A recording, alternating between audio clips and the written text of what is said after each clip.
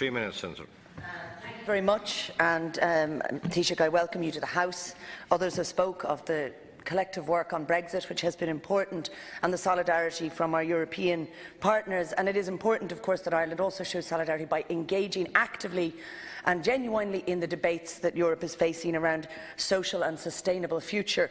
I think Europe is at its best when we are pressing each other to raise standards in terms of environment, equality or employment, and when we are willing to challenge countries or groups who seek to erode human rights. Taoiseach, I know and I hope that you will be able to be a champion on those issues in the decisions ahead. Taoiseach, you spoke about some of the best speeches happening in the Seanad, and I think sometimes and occasionally they still do. But you also spoke about Seanad reform on a previous visit here.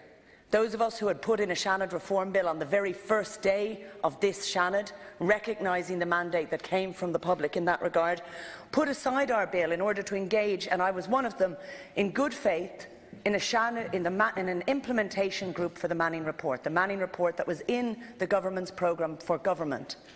Yet, after producing a report on how that may be implemented, we found that you, Taoiseach, spoke in the Dáil and actually questioned all of the founding principles of that report which you had asked us to produce implementation legislation for.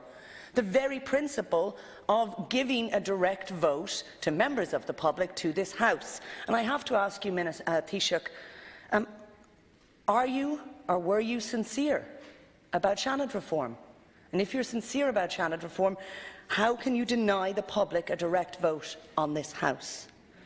Taoiseach, you have to show that your words and actions are strong and meaningful. There are responsibilities which cannot be abdicated to the market, to the EU, to officials or to any department. We need to know that you are able to make choices for the common good, even when it goes against perhaps some corporate interests or corporate pressure.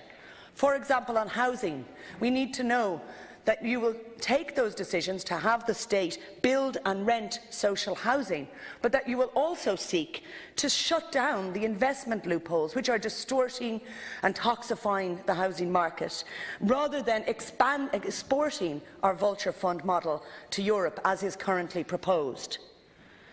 Taoiseach, the market will not fix housing. Everyone knows that. But the market will also not fix climate change. Again, political leadership is needed, and it is needed in this budget.